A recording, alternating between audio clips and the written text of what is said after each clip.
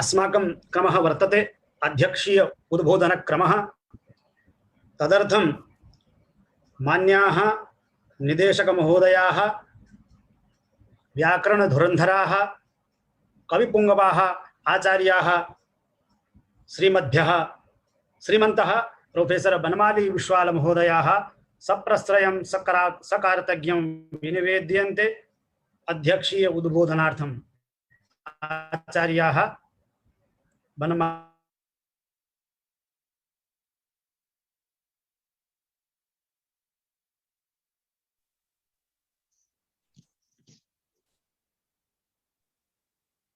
ध्वनि श्रूयते? श्रूयते ध्वनिः? आम्, इदानीं श्रूयते। आम्, श्रूयते। वर्णानाम् अर्थसङ्घानां रसानां छन्दसामपि मङ्गलानां च कर्तारौ वन्दे वाणी विनायकौ। वन्दे सुरभासां रम्यां हृद्यां सुललितां गिरं वन्दे विश्वमनज्ञां तां वन्दे संस्कृतमातरम्। जयतात् संस्कृता विद्या, जयतात् संस्कृता विद्या लोकमंगलकारिणी, जयतात् संस्कृतं शास्त्रं सर्वलोकोपकारकम्। जयतात् संस्कृतं लोके जयेयुः तदुपासकाः, जयतात् संस्कृतं लोके जयेयुस्तदुपासकाः, जयतात् भारतं लोके जयेद् भारत भारती। संस्कृत सप्ताह समारोहस्य अन्तर्जालीयस्मिन् उद्घाटन सत्रे सर्वादौ मंचस्थान् विदुषः प्रणम्य प्रसंगोचितं किंचित् तथ्यं पुरस्कर्तुं समुच्चये। अस्य कार्यक्रमस्य मुख्यातिथयः प्रोफेसर राधाकान्त ठाकुर महोदयाः, आचार्याः, ज्योतिष विभागाध्यक्षश्च तिरुपतिस्थ राष्ट्रीय संस्कृत विश्वविद्यालयस्य। मुख्य वक्तारः आचार्याः सदानंद दीक्षित महोदयाः, राष्ट्रीयाध्यक्षाः, लोकभाषा प्रचार समितेः निदेशकाश्च भद्रकस्थ सरस्वती शोध संस्थानस्य। अस्मत् परिसरस्य आचार्याः ये छात्र सभाम् उद्बोधितवन्तः प्रोफेसर विजयपाल शास्त्रिणः, डॉक्टर सच्चिदानंद स्नेही महोदयाः, डॉक्टर कृपाशंकर शर्माणः, डॉक्टर सुरेश शर्माणः, डॉक्टर श्रीओम शर्माणः, एते शर्मचतुष्टयम् अत्र विद्यते, ये एतां सभाम् उद्बोधितवन्तः।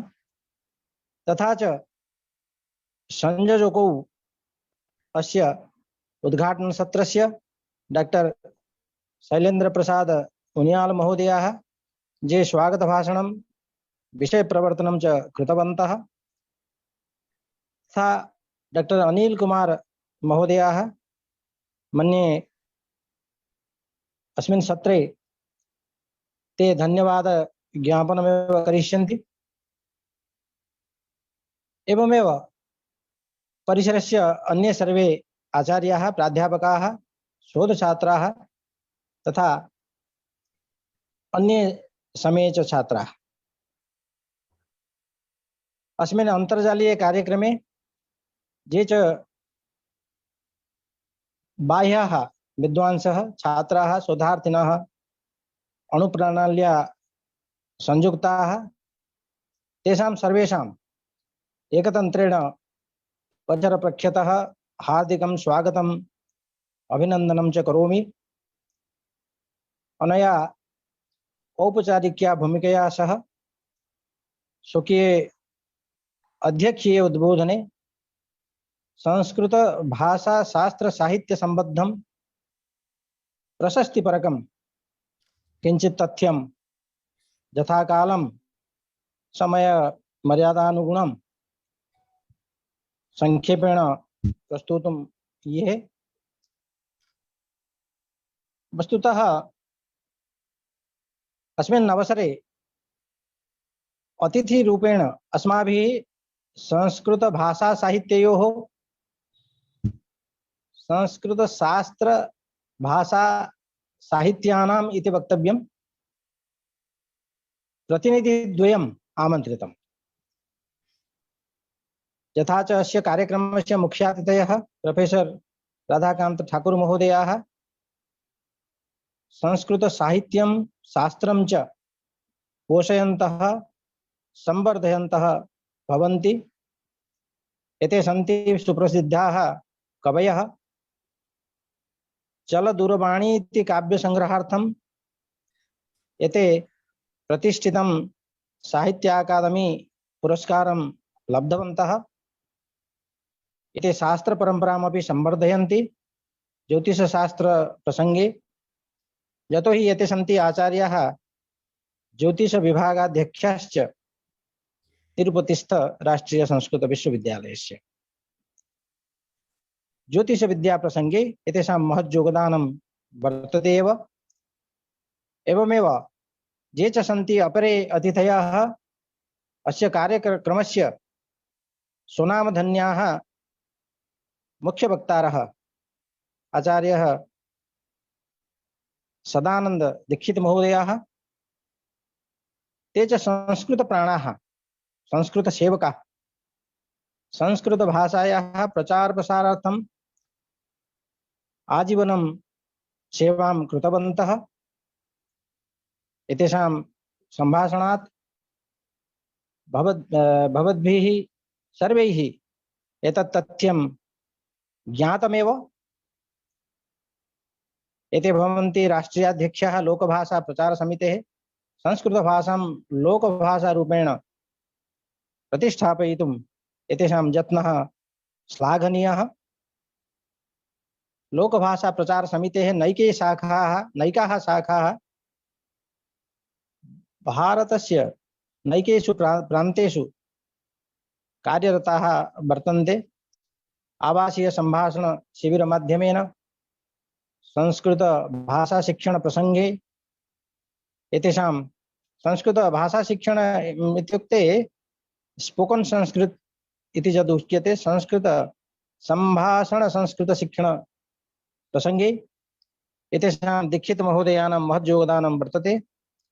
एते पूर्वम् अध्यापन कर्मणि अपि संलग्नाः आसन्। जगन्नाथ संस्कृत विश्वविद्यालय अंतर्गतं जगन्नाथ वेदकर्मकाण्ड महाविद्यालये एते आचार्य रूपेण छात्रान् अध्यापितवन्तः पूर्वम्। इदानीं भद्रकस्थ सरस्वती शोध संस्थानस्य एते निदेशकाः सन्ति। एवं एते संस्कृत भाषा साहित्य शास्त्राणां प्रसंगे शोधम् अनुसंधानं च प्रोत्साहयन्तः सन्ति। यथा एते इदानीम् उक्तवन्तः यत् institute of modern Sanskrit literature आधुनिक संस्कृत साहित्यानुसंधान संस्थानम् इति एकं संस्थानम् एतैः कल्पितमस्ति। अग्रे एतस्याः संस्थायाः संवर्धनं सम्पोषणं च भविष्यति।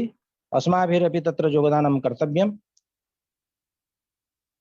भाषा साहित्य शास्त्राणां प्रसंगे अन्ये च बहवः विद्वांसः सन्ति भारतवर्षे, भारतात् बहिः विश्वेपि, ये एतत् प्रसंगे कार्यं कुर्वाणाः सन्ति।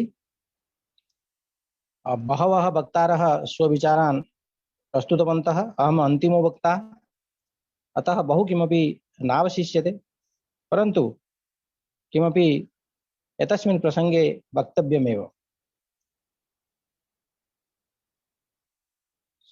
वस्तुतः संस्कृतं नाम दैवीवाक् अन्वाख्याता महर्षिभिः इत्येतादृशेषु सूक्तिषु देवभाषा सुरभाषादि प्रयोगेण अस्याः भाषायाः श्रेष्ठत्वं सिद्ध्यति, न तो अप्रयुक्तत्वं व्यवहारायोग्यत्वं वा। अद्यत्वे एकः समाचारः वार्तापत्रेषु मुखपुस्तके च समदृश्यत यत्र संस्कृतस्य कृते मृतभाषा इति प्रयोगः केनचित् कृतः। अस्य समाचारस्य विरोधः अस्माभिः संस्कृतज्ञैः समाचरितः। वस्तुतः एषा प्रवृत्तिः पूर्वमपि आसीत्, परन्तु विगतेषु दशकेषु तादृशी चर्चा न कुत्रापि अदृश्यत, यतः संस्कृतस्य महती प्रगतिः इदानीं सञ्जाता। परन्तु दौर्भाग्यात् एकः समाचारः दृष्टिपथे आगतः एषु दिनेषु। वस्तुतः एषा भाषा मृता भवितुं नार्हति, यतोहि एषा भाषा प्राकृतिकी भाषा वर्तते। प्राकृतिको भाषाः न कदापि म्रियन्ते, किन्तु कृत्रिमा भाषा एव म्रियन्ते। प्रोफेसर संपूर्णानंद महोदयः सुष्ठु एव उक्तवान्, Sanskrit is not merely alive but it is also a medicine to make deads alive. संस्कृतं केवलं जीवितं नास्ति, किन्तु एतत् संजीवनी रूपं वर्तते मृतानपि जीवयितुम्। ऐसा एतादृशी जीवंती भाषा वर्तते या मृतान् जीवयति। जीवन्त्यां भाषायां व्यवहारो भवति, साहित्यमपि लिख्यते, अतस्तत्र परिवर्तनम् अवश्यं भावि। इदानीं संस्कृतभाषायामपि आधुनिक साहित्यलेखन प्रसंगे, आधुनिक संभाषण प्रसंगे बहु परिवर्तनम् अस्माभिः अवलोक्यते। तत्र कारणम् एतदस्ति, जीवंती भाषा वर्तते। जीवन्त्यां भाषायां तत्र परिवर्तनम् अवश्यं भवेत्। तो आदौ तावत् एतत् प्रसंगे भाषा नाम किमिति किञ्चित् विचारणीयं। संक्षेपेण भाष्यते इति भाषा भावाभिव्यक्तये प्रयुक्तानां सार्थक शब्दानां समष्टिरेव भाषा इति भाषावैज्ञानिकाः मन्यन्ते। अनुभवग्रहणस्य गृहीतानुभवानां प्रकटनस्य च माध्यमो भवति भाषा। भाषाशास्त्रस्य नियमानुसारं लोकव्यवहार प्रयोजनं विना संप्रेषण माध्यम रूप प्रयोजनं विना जगति कस्यापि भाषायाः उत्पत्तिरेव न भवति। भारतीय वाङ्मयस्य अनुशीलनेन एतत् ज्ञातुं शक्यते यत् संस्कृत शब्दस्य प्रयोगः संस्कृत भाषार्थे सर्वप्रथमं वाल्मीकि रामायणे दृश्यते। एतत् तथ्यं भवन्तः सर्वे जानन्ति, किन्तु तथापि प्रसङ्गेऽस्मिन् किञ्चित् वक्तव्यमेव। वाचं चोदाहरिष्यामि मानुषीमिह संस्कृताम् आदि। यास्क, पाणिनि, कात्यायन, पतंजलि प्रभृतीनां समये भाषार्थे संस्कृत शब्दस्य प्रयोगः नासीत्। तदानीं प्रायः संस्कृतस्य कृते भाषा शब्दस्य प्रयोगः दृश्यते। पाणिनेः अष्टाध्याय्यां सप्तसु सूत्रेषु संस्कृतस्य कृते भाषा शब्दस्य प्रयोगः द्रष्टुं शक्यते। अष्टाध्यायी केवलं भाषायाः विवेचनं नैव प्रस्तौति, अपि तु संस्कृतस्य विवेचनमपि प्रस्तौति। व्याकरणं विना भाषा व्यवस्थिता नियंत्रिता च न भवति। अतोऽत्र भाषा व्याकरणयोः कः सम्बन्धः इत्यपि ज्ञातव्यः। व्याकरणं नाम भाषा प्रयोगस्य किंचित् वेगमानकम् अस्ति। वेगमानकं यद् आङ्ग्लभाषायां स्पीडोमीटर इति उच्यते। एतस्मादेव तथ्यात् ज्ञायते यद् भाषायाः कृते व्याकरणस्य आवश्यकता भवति, न तु व्याकरणस्य कृते भाषायाः। व्याकरणज्ञानं विनापि भाषायाः प्रयोगः सम्भवति। कश्चन बालः यः व्याकरणं न जानाति सः भाषां प्रयुङ्क्ते। महाभाष्येऽपि उक्तं वर्तते यद् अष्टाध्यायी ज्ञानं विना जनाः संस्कृतेन सम्भाषणं कुर्वन्ति स्म। यदि तर्हि शिष्टाः शब्देषु प्रमाणं किम् अष्टाध्याय्याः क्रियते अष्टाध्याय्या क्रियते इति उक्तिः तत्र महाभाष्ये प्रसिद्ध्यते। एवमत्र प्रसङ्गतः संस्कृतभाषायाः लोकप्रियता विषये अपि विचारः कर्तव्यः। काचित् किंवदन्तिः प्रसिद्ध्यति, भवन्तः सर्वे तां किंवदन्तीं जानन्त्येव। मण्डनमिश्रस्य समये शुकाः अपि संस्कृतं वदन्ति स्म। एतेन संस्कृतभाषायाः लोकप्रियता सूच्यते। शङ्कराचार्यः यदा कमपि ग्रामीणं मण्डनमिश्रस्य गृहसङ्केतं पृष्टवान् तदा सः प्रत्युत्तरितवान् स्वतः प्रमाणं परतः प्रमाणं किराङ्गना यत्र गिरं गिरन्ति आदि द्वारस्थनीडान्तरसन्निरुद्धं जानीहि तन्मण्डनमिश्रगृहम् इति। भोजस्य समयेऽपि कश्चन तन्तुबायः संस्कृते श्लोकरचनाकर्मणि निपुणः आसीदिति तत्र तथ्यम् उपलभ्यते। काव्यं करोमि न हि चारुतरं करोमि, अन्ते च कवयामि बयामि जामि इत्यादि भवन्तः सर्वे जानन्ति। बिल्हणस्य विक्रमाङ्कदेवचरितेऽपि प्रमाणम् उपलभ्यते यत् स्त्रियोऽपि तदानीं मातृभाषावत् संस्कृतं भाषन्ते स्म। तर्हि संस्कृतभाषायाः स्वरूपं कीदृशमिति किञ्चित् विचारणीयं। भवद्भिः सर्वैः विचारितम्, अहमपि किञ्चित् विचारयितुम् इच्छामि। वस्तुतः प्रकृतिप्रत्ययविभागेन संस्कारयुक्ता भाषा संस्कृतभाषा। संस्करोति शुद्धिं प्रापयति भावान् जा सा संस्कृतभाषा। वाक्यविश्लेषणरूपेण तत्र तत्र तत्त्वानां समीक्षणेन संस्कारगता या भाषा सा संस्कृतभाषा। संस्कृते भारतस्य आत्मा प्रतिबिम्बितो अस्ति। संस्कृते भारतस्य आत्मा निवसति इति तथ्यं बहुभिः महापुरुषैः पूर्वमेव प्रतिपादितं वर्तते। ऐसा भाषा भारतीय संस्कृतेः भाषा। संस्कृतं भारतीय दर्शनस्य भाषा, भारतीय साहित्यस्य भाषा, भारतीय ज्ञान विज्ञानयोश्च भाषा।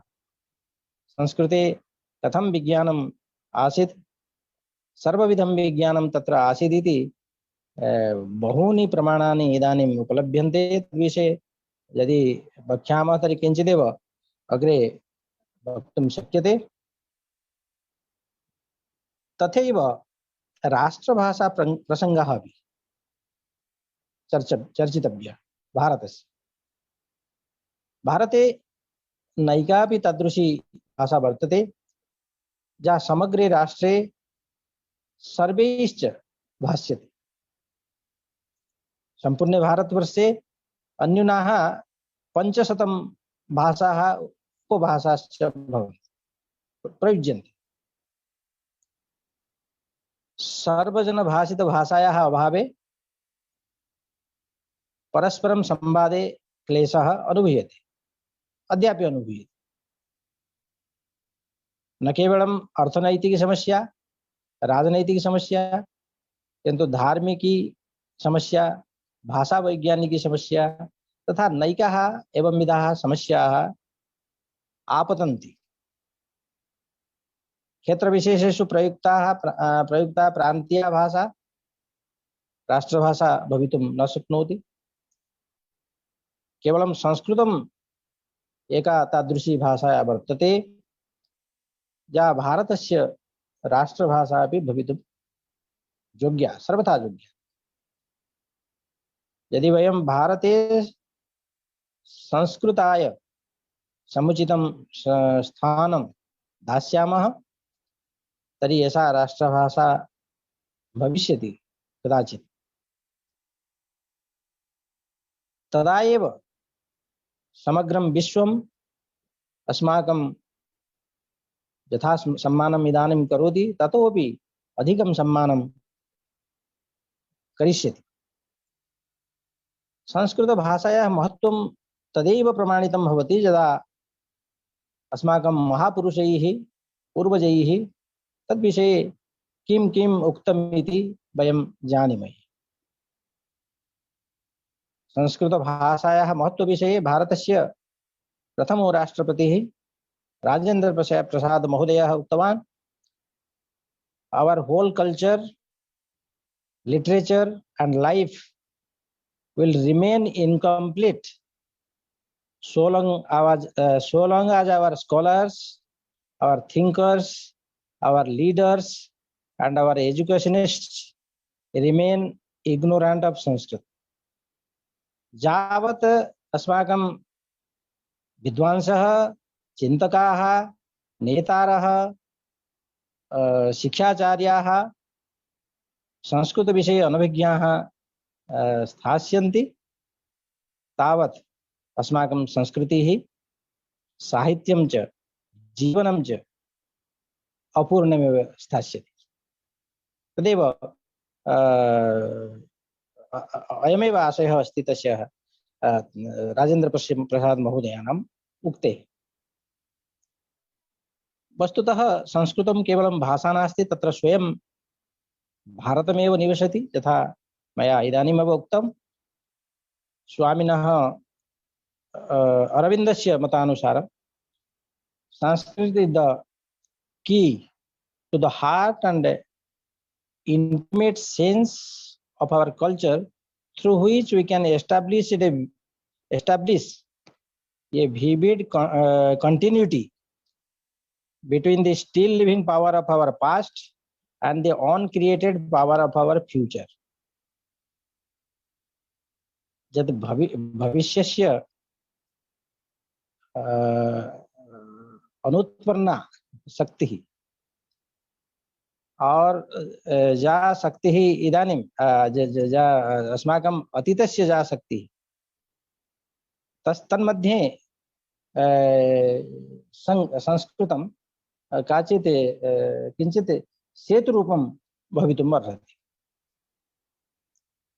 संस्कृतभाषायां सांप्रदायिकता नास्ति, यतोहि एषा भाषा न कस्यापि प्रदेशस्य भाषा, न कस्यापि धर्मस्य भाषा, न कस्यापि जातेः वा भाषा भवति। एवमेव अपरः अपि आरोपः तत्र दृश्यते। तत्र संस्कृतभाषायाः क्लिष्टता विषये कश्चन आक्षेपः प्रायः भवति। एतत् प्रसङ्गे एतदेव वक्तुं मुच्यते यत् ता एव भाषाः क्लिष्टाः भवन्ति यासाम् अवबोधे क्लेशो भवति। परन्तु इदानीं सदानंद दीक्षित महोदयाः, ठाकुर महोदयाः, अन्ये च विद्वांसः यथा संस्कृतं वदन्ति स्म तत्र क्वचिदपि क्लेशः नानुभूयते। भारतीयानां कृते संस्कृतं क्लिष्टं भवितुं नार्हति। भारतीयभाषासु प्रायः संस्कृतस्य तत्समशब्दाः, तद्भवशब्दाश्च प्रयुज्यन्ते। न केवलम् आर्यभाषासु किन्तु द्रविडभाषास्वपि संस्कृतशब्दानाम् आधिक्यं दरीदृश्यते। सप्तभागेषु एकः तामिल बृहत्कोशः निर्मितः वर्तते, प्रकाशितः अपि वर्तते। तत्र 40 सहस्रात्मकाः संस्कृतशब्दाः नियोजिताः सन्ति।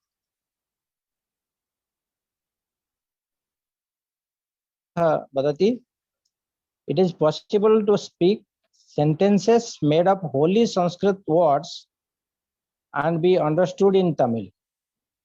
तमिलभाषे आसीत्, अतः तैः महोदयैः उक्तं यदि संपूर्ण संस्कृत शब्दैः निर्मिता भाषा या निर्मितं वाक्यम्, एकं वाक्यं संपूर्ण संस्कृत शब्दैः निर्मितं, तद् वाक्यं यदि केनचित् उच्चार्यते तर्हि तद् वाक्यं केनचित् तमिलभाषिणा अवबोद्धुं शक्यते इति तेन उक्तम्। एतत् केवलं तमिलभाषा प्रसंगे नास्ति, उत्कलभाषा प्रसंगे, बंगभाषा प्रसंगे, मराठी भाषा प्रसंगे, यस्य कस्यापि प्रान्तस्य यः कोऽपि जनः भवतु, यदि संस्कृतनिष्ठम् एकं वाक्यं शृणोति तर्हि सः अवश्यं तद् वाक्यम् अवगच्छति। अस्माकं प्राचीनं साहित्यं, प्रान्तीयं यत् प्राचीनं साहित्यं वर्तते, उपेन्द्र भंज साहित्यं भवतु, अन्येषां कवीनां च साहित्यं भवतु, यदि भवन्तः पठन्ति तर्हि तत् संस्कृतमेव प्रतीयते। तत् काव्यं यदि भवान् अपि शृणोति तर्हि अवगन्तुं शक्नोति। एवमेव संस्कृतस्य आधुनिकं स्वरूपमपि किञ्चित् विचारणीयं। चिरपुरातनी अपि इयं भाषा नित्य नूतना वर्तते। ऋग्वेदस्य उषः सूक्तस्य अधोलिखितं मन्त्रम् अस्याः भाषायाः प्रसंगे सुसंगतं प्रतीयते। पुराणी देवी युवती पुरंध्री इति। अस्याः भाषायाः पुरातनस्वरूपविषये बहुकिमपि उक्तं, भवद्भिः ज्ञायते अपि, अतः तद्विषये अधिकं न वक्तव्यम्। संस्कृतभाषायाः नित्यनूतनत्व प्रसंगे किञ्चित् अवश्यमेव वक्तव्यं। तदपि भवन्तः जानन्त्येव। संस्कृतभाषायाः सामग्रिकं स्वरूपम् अनुशीलयामश्चेत् तर्हि वयं पश्यामः यत् वैदिककालात् आरभ्य प्रयुक्तायाम् अस्यां संस्कृतभाषायाम् इदानीं प्रभूतम् अभिनवसाहित्यं विरच्यते। आचार्य सदानंद दीक्षित महोदयैः बहूनां कवीनां नामानि अत्र उच्चारितानि, केवलं नामानि उच्चारितानि। तेषां काव्यविषये वक्तुं व्याख्यानानाम् आवश्यकता भविष्यति। एकस्मिन् व्याख्याने अपि तत्सर्वं वक्तुं न शक्यते। एवं संस्कृतभाषायाः वाङ्मयस्य वा विभागाः पञ्चशाः कल्पयितुं शक्यन्ते, तथा प्राग्वैदिक, वैदिक, वेदोत्तर, पौराणिक, शास्त्रीय, आधुनिक इत्यादि भेदेन संस्कृत वाङ्मयस्य, संस्कृत भाषायाः अपि विभागः कल्पयितुं शक्यते। संस्कृत पत्रकारिता इदानीम् अतीव समृद्धा वर्तते। सा च संस्कृत पत्रकारिता 1866 ऊनविंश शताब्दे 1866 तम वर्षात् आरभ्य अद्यावधि निरन्तरं संस्कृत पत्रपत्रिकाणां प्रकाशनं भवति। काशी विद्या सुधानिधि इति पत्रिका, या पंडित पत्रिका इति नाम्ना प्रसिद्ध्यति, सा पत्रिका संस्कृतस्य प्रथमा पत्रिका, या नियमिता पत्रिका आसीत् इति स्वीक्रियते। तो आधुनिकता विषये मया यद् उक्तम्, आधुनिकानि विज्ञानानि तत्र सन्ति, तद्विषये अन्यस्मिन् कस्मिंश्चित् व्याख्याने अस्माभिः तथ्यानि पुरस्करिष्यन्ते। इदानीं समयाभावः वर्तते एव। केवलं संगणकं संस्कृतं च इति विषये किञ्चित् उक्त्वा अहं स्ववाचम् उपसंहरिष्यामि। संगणकं संस्कृतम् इत्येव यः प्रसङ्गः वर्तते, सः महत्त्वपूर्णः प्रसङ्गः अस्मिन् समये। अद्यतनात् कालात् सार्ध 200 वर्षेभ्यः पूर्वम् अथवा 2600 वर्षेभ्यः पूर्वम् एवं वक्तुं शक्यते। सार्ध 200 वर्षेभ्यः पूर्वं पाणिनिना कश्चन चमत्कारः कृतः। यदद्य पाणिनिः सूपर कंप्यूटर इति उपाधिना विभूष्यते। प्रौद्योगिक्याः आदिमानवः इति पाणिनिः इति प्रायः पाणिनि विषये इदानीं आधुनिके युगे अस्माभिः श्रूयते। महर्षि पाणिनेः समयः आसीत् चतुर्थ षष्ठ शताब्दयोः ईशापूर्व चतुर्थ षष्ठ शताब्दयोः मध्ये मन्यते तस्य समयः। पाणिनिना अष्टाध्याय्यां प्रायः 400 सूत्रमाध्यमेन संस्कृतभाषायै एतादृशी वैज्ञानिकता प्रदत्ता यदद्य अष्टाध्यायी संगणक विज्ञान संरचनया बहु साम्यं स्थापयति इति विद्वद्भिः प्रतिपाद्यते। अद्य पाणिनेः इदं व्याकरणं कंप्यूटर प्रोग्रामिंग इत्यस्य कृते नेचुरल लैंग्वेज प्राकृतिकी भाषा सिद्ध्यति। अष्टाध्याय्याः तानि सूत्राणि यथावत् अथवा क्वचित् पुनर्गठितानि कृत्वा एतत् लक्ष्यं प्राप्तुं शक्यते इति इदानीम् अनुसन्धातारः प्रमाणयन्ति। अस्यां च दिशि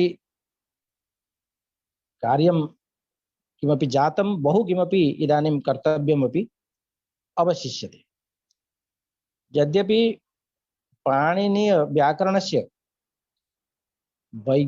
वैज्ञानिकतारूप तथ्येन वयं पूर्वपरिचिताः स्मः, तथापि संगणकस्य कृते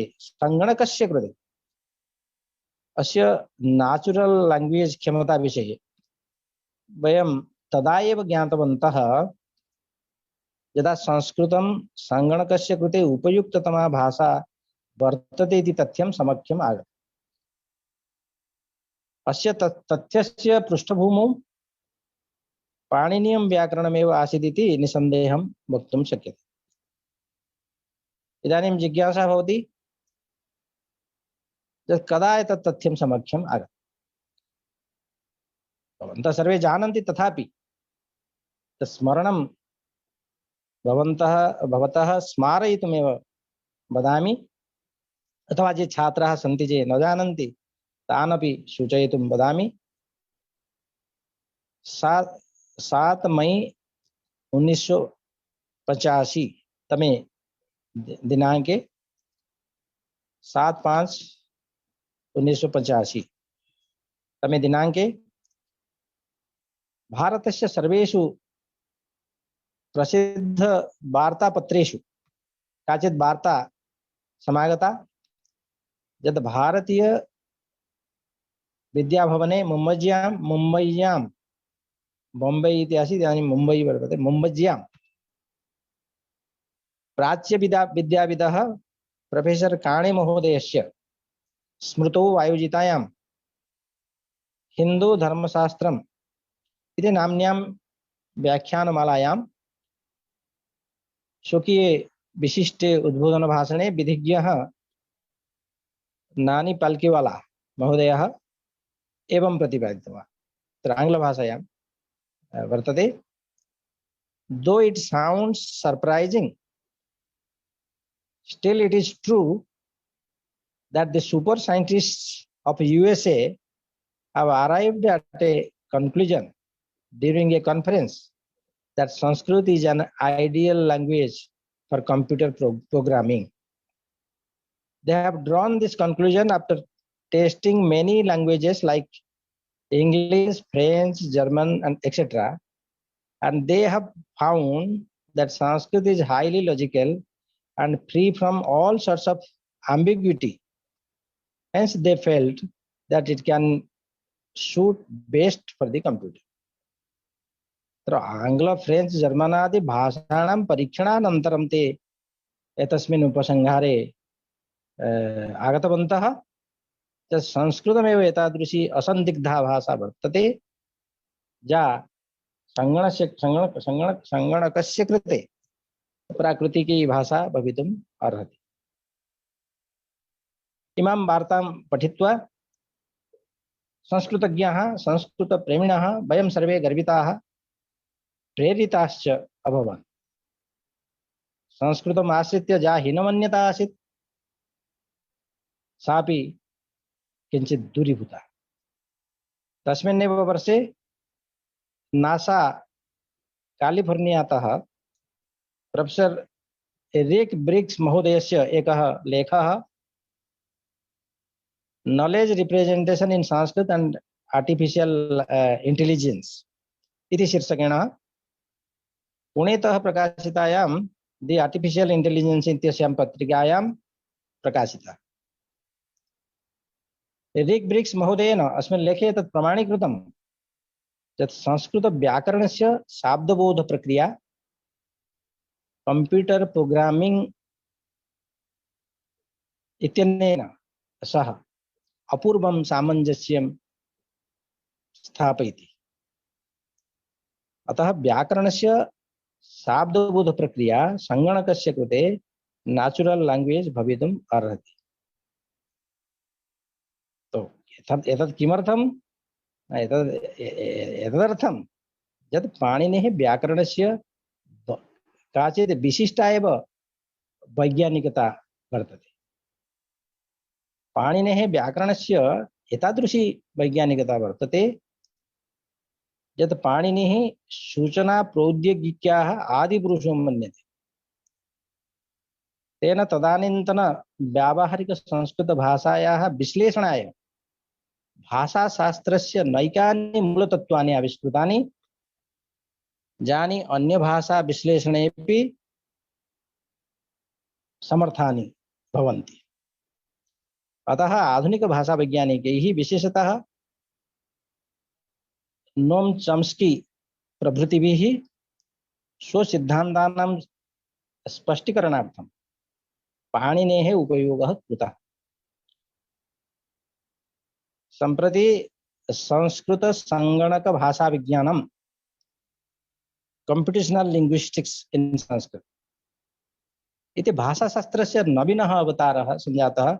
बहुषु विश्वविद्यालयेषु तत्र जेएनयू मध्ये कानपुर नगरे तत्र बीएचयू मध्ये अन्यत्र च बहुत्र कंप्यूटेशनल लिंग्विस्टिक्स इति एकः संपूर्ण स्वतन्त्रः विभागः परिकल्पितः।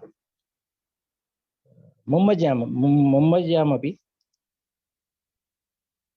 अत्र किन्तु इदानीं तत्र संस्कृत कंप्यूटेशनल लिंग्विस्टिक्स इत्यत्र चॉम्स्की महोदयस्य आवश्यकता न भवति, तो पाणिनेः आवश्यकता तत्र भवति। एवं पाणिनि महर्षि संस्कृत संगणक भाषा विज्ञानस्य आद्य प्रवर्तकरूपेण सम्मानितः। तत्र च अष्टाध्यायी किञ्चित् उपकरणमेव वर्तते। वस्तुतः एतत्तु धातु प्रातिपदिक रूप प्रकृति प्रत्यय प्रयोजनेन पदनिष्पादकं यन्त्रमेव अस्ति अष्टाध्यायी। यान्त्रिकम् उपकरणमिदम् असंख्यकानि शुद्ध पदरूपाणि निष्पादयति, यत्र पुनः शुद्धि परिष्करणाय उपायान्तरं नापेक्ष्यते। वस्तुतः केषाञ्चित् पदानां प्रकृतिः नोपलभ्यते, तानि च अव्युत्पन्नानि उच्यन्ते। तो कथञ्चित् कल्पित प्रत्यय विशेषम् आश्रित्य तान्यपि व्युत्पादयितुं शक्यन्ते, यथा उणादयः अव्युत्पन्नानि आदि। अतएव वैयाकरणाः वदन्ति भवन्ति लक्षणैकचतुष्का वयं वैयाकरणाः वदन्ति वयं लक्षणैकचतुष्का।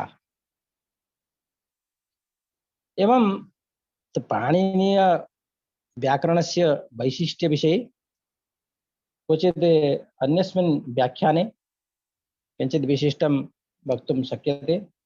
इदानीं कालः तु महान् जातः, अतः भवन्तः इतोपि अधिकं न पीडनीयाः। अतएव अन्याः याः वैज्ञानिकताः सन्ति अष्टाध्याय्याः पाणिनीयव्याकरणस्य च तद्विषये क्वचित् अन्यस्मिन् प्रसङ्गे वक्ष्यामः। भवन्तः सर्वे अस्माकम् आमन्त्रणं स्वीकृत्य अस्माकं परिसरे समागताः आचार्याः ठाकुर महोदयाः, आचार्याः दीक्षित महोदयाः, ते सर्वे परिसरपक्षतः धन्यवादार्हः। तान् प्रति अहं स्वपक्षतः इदानीं कार्तज्ञं निवेदयामि। परिसरपक्षतस्तु ये सन्ति धन्यवादकर्तारः ते एव करिष्यन्ति। अधिकं न वक्तव्यम्, एतदेव उक्त्वा विरमामि। धन्यवादः।